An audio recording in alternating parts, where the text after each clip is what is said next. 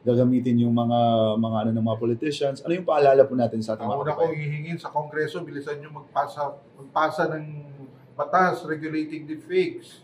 Dahil talagang kahit anong gawin natin, pag lumusot yan, wala hindi covered ng batas. Diba? Ang hirap.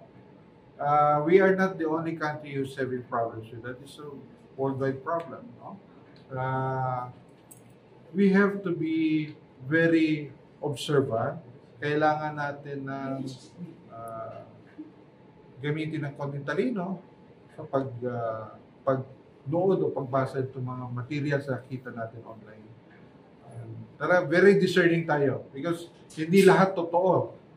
In fact, baka marami dyan talagang hindi totoo. Huwag agad maniwala, sir. Huwag maniwala. Kaya meron kami ito, mga campaign natin, magsumbong, magdamot. No? Sabi mo mga content na sa tingin mo hindi maganda. Bakit mo naubusin ang oras mo? Diba? There are positive ways of using technology. Let's do that. May ongoing bill na po ba? There are. We saw 3 or 4 bills in Congress. And sana naman, bilis-bilisan nila. Ang technology ay mabilis mag-evolve.